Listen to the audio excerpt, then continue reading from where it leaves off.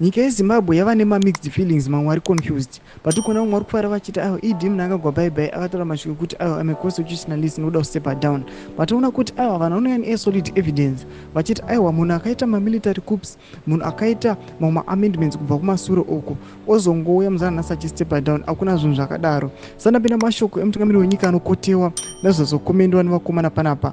Notobva wasubscribe like or turn on the bell icon. Tipinda muzimu ai vanouya panapa vachikota mashoko atogwa nemutungamiri wenyika yemazondadzo Mnangagwa nyira vachiti this question of having a third term does not arise, especially under my watch.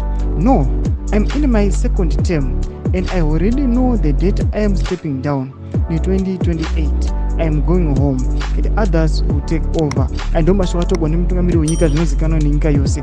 Panapa tonotokomena muzimu ai anouya chikomenda vachiti Mnangagwa, who is mutilated the constitution 3 times and executed 3 military coups since 2017, Mugabe removal 2018, Chamisa removal 2023, says me, I am a constitutionalist. I follow the law. I shall not extend my term.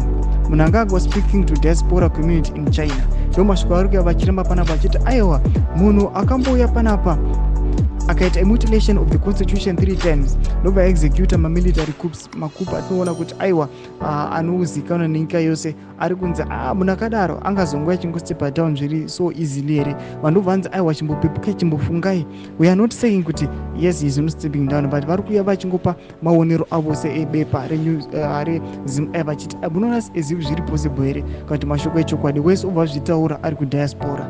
Mutudzai mafungiro enyu moti kudii pamusoro pechitiko ichi. Nakomesikshe medu, subscribe or like and turn on the bell icon.